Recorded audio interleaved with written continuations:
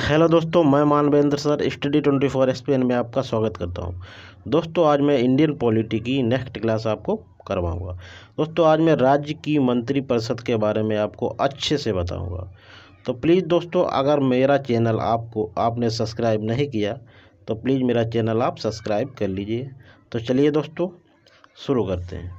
बात करते हैं राज्य की मंत्रिपरिषद यानी राज्य की मंत्रिपरिषद के बारे में अनुच्छेद 163 में बताया गया।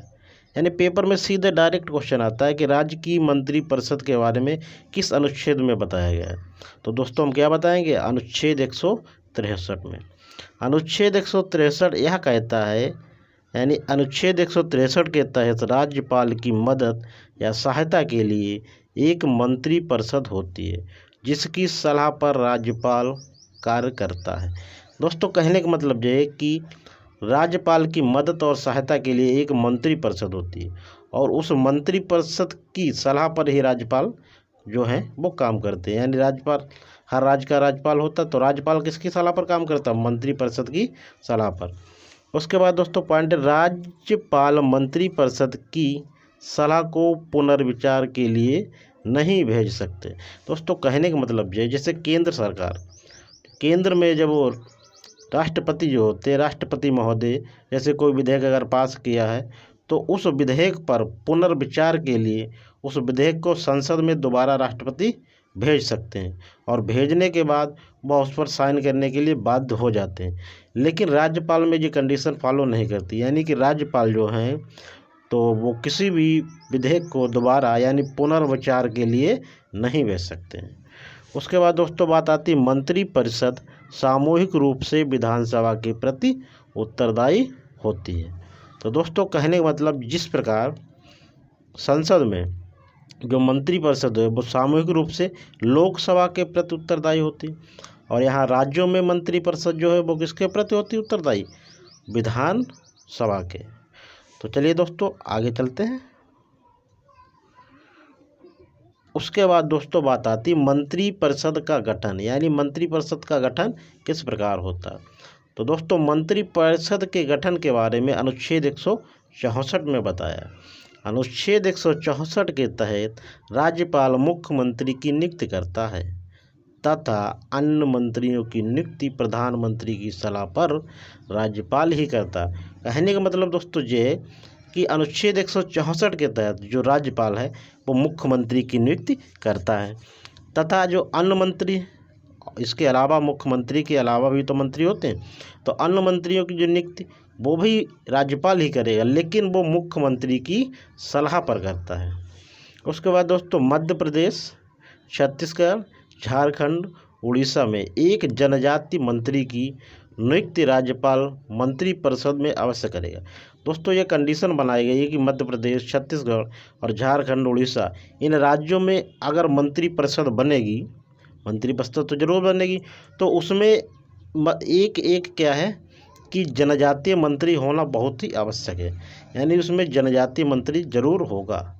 94वां संविधान संशोधन 2006 में बिहार की जगह छत्तीसगढ़ व झारखंड राज्य को जोड़ा गया।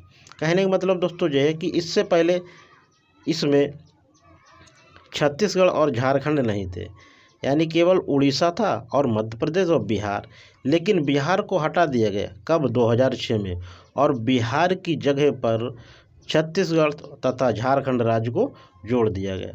तो कब जोड़ा गया? 2006 में और 94वां संविधान संशोधन के द्वारा। तो चलिए दोस्तों, आगे चलते हैं। उसके बाद दोस्तों बात आती है फिर 91वां संविधान संशोधन 2003, यानी कि जो 91वां संविधान संशोधन 2003 में हुआ उसमें क्या कहा गया? दोस्तों, उसमें कहा गया कि राज्य की मंत्रिपरिषद में अधिकतम मंत्रियों की संख्या उस राज्य की विधानसभा के सदस्यों की कुल संख्या का 15% से अधिक और किसी भी दशा में 12 से कम नहीं होंगे। कहने का मतलब दोस्तों इसका ये कि राज्य की जो मंत्रिपरिषद है उसमें अधिकतम कितने मंत्री बनाए जा सकते हैं। तो दोस्तों, अधिकतम उसकी जो विधानसभा जो है उस विधानसभा में जितने सदस्य हैं उसका 15% ही मंत्री बनाए जा सकते हैं।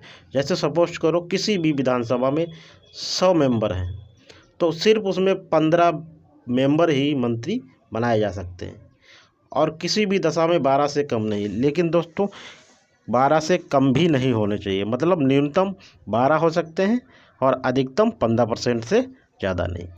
एक नोट पॉइंट लिखवाया दोस्तों कि दिल्ली की मंत्रिपरिषद में मंत्रियों की कुल संख्या विधानसभा के कुल सदस्यों की 10% होती। तो दोस्तों ये क्वेश्चन बहुत बार पूछा गया, क्योंकि हर जगह तो कंडीशन क्या है 15% की है, लेकिन दिल्ली जो है राष्ट्रीय राजधानी क्षेत्र, वहाँ भी मुख्यमंत्री बनता, वहाँ भी विधान सभा है, तो इसलिए वहाँ जो मंत्रियों की संख्या है वो 10% ही, यानी कि इस समय वहाँ की 70 विधानसभा सीटें हैं, तो वहाँ एक 7 ही मंत्री बनाए जाते हैं। तो चलिए दोस्तों आगे देखते हैं।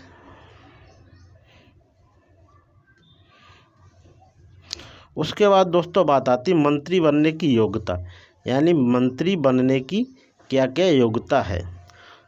तो पहली योग्यता तो विधानमंडल के किसी भी सदन का सदस्य होना चाहिए, यानी विधानमंडल यानी चाहे विधान परिषद हो या विधानसभा, किसी एक का सदस्य होना जरूरी है।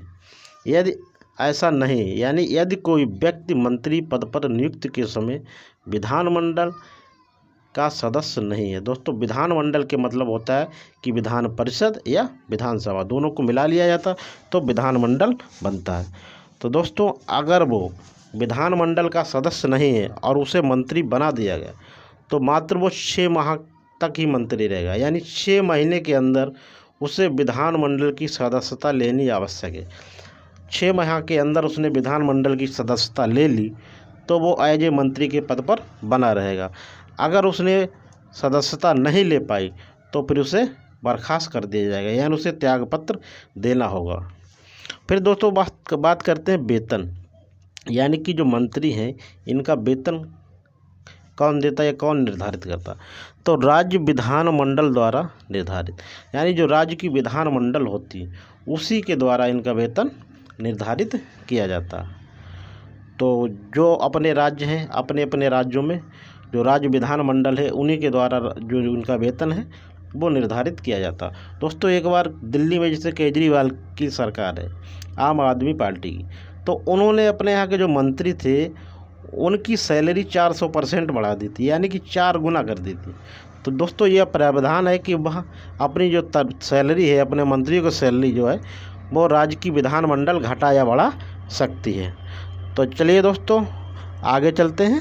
दोस्तों शपथ इनको राज्यपाल दिलाता है और शपथ ये 2 प्रकार की लेते हैं। पहले प्रकार की यानी कि पद की शपथ लेते हैं, उसके बाद ये गोपनीयता की शपथ लेते हैं।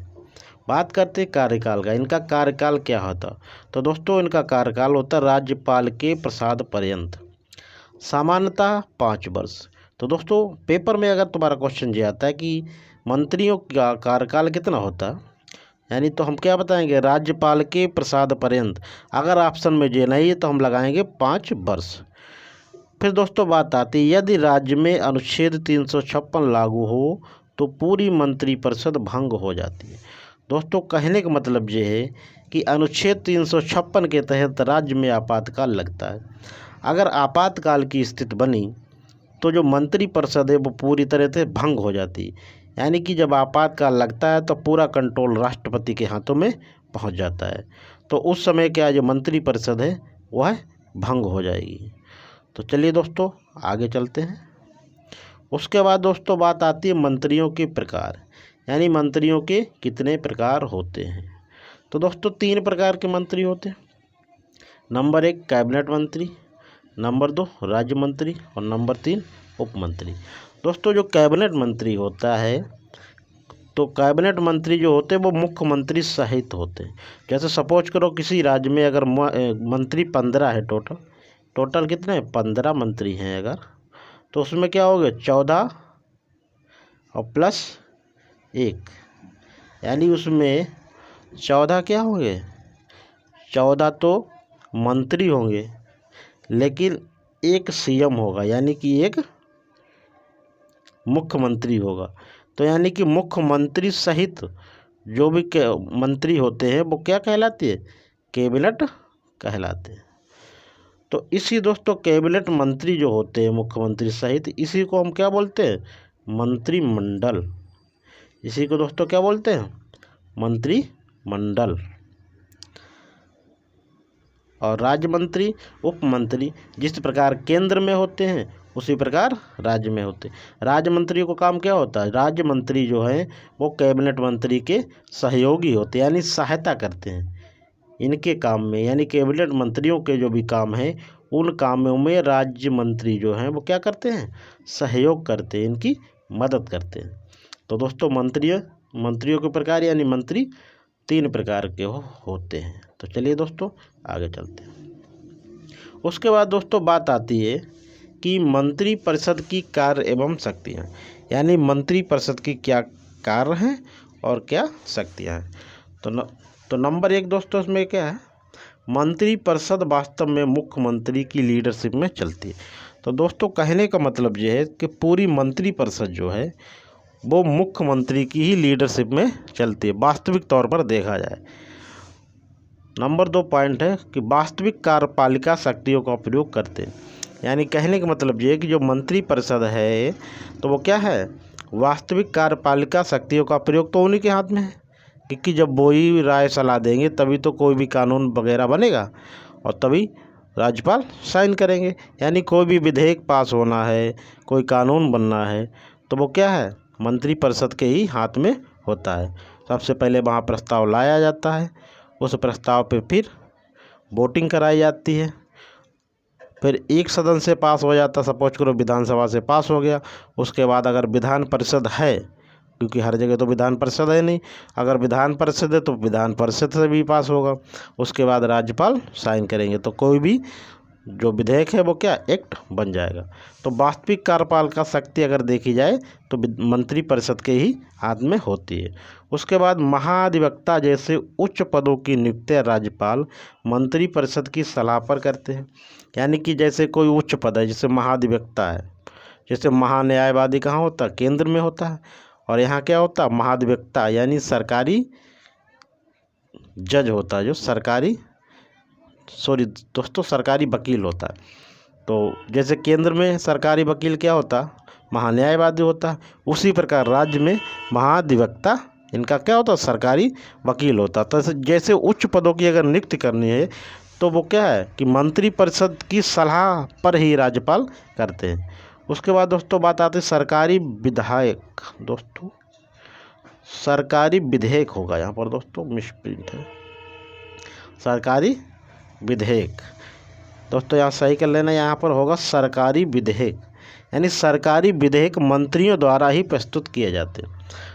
दोस्तों जो भी सरकारी विधेयक है वो मंत्रियों द्वारा ही पेश किया जाता है। अगर कोई अन्य सदस्य अगर पेश करता है तो वो क्या? गैर सरकारी विधेयक हो जाता है। यानी जो सरकारी विधेयक होता है वो कौन पेश करता है? मंत्री, यानी जो मंत्री परिषद के सदस्य है, यानी कि जो मंत्री हैं कैबिनेट मंत्री, वही इसको पेश करते हैं, यानी प्रस्तुत करते हैं। उसके बाद दोस्तों बात आती है मंत्री परिषद बजट तैयार करती है और इसे वित्त मंत्री द्वारा राज्यपाल विधानसभा में पेश करवाता है। कहने का मतलब दोस्तों ये है कि मंत्री परिषद जो है वो क्या है? वो बजट तैयार करती है और उस बजट को वित्त मंत्री के माध्यम से, यानी कौन बनाता है? वित्त मंत्री। और वित्त मंत्री के द्वारा राज्यपाल क्या करता है? उस बजट को विधानसभा में रखवाता है और फिर उस पर बहस और चर्चा होती है। उसके बाद दोस्तों बात आती है कि राज्य का शासन चलाने के लिए नीति निर्माण करते हैं। यानी कि जो भी मंत्री परिषद है वो राज्य का शासन चलाने के लिए नीति निर्माण करते हैं। तो दोस्तों आज के लिए इतना ही रखते हैं। प्लीज़ दोस्तों अगर हमारे चैनल पर आप नए आए हैं तो प्लीज़ मेरा चैनल सब्सक्राइब करिएगा। और दोस्तों अगर आपके भाई बहन या कोई दोस्त आपके पढ़ने वाले हैं तो उनके पास शेयर कीजिएगा। तो और दोस्तों एक लाइक भी ज़रूर करिएगा। तो चलिए दोस्तों चलते हैं। जय हिंद, जय भारत, धन्यवाद।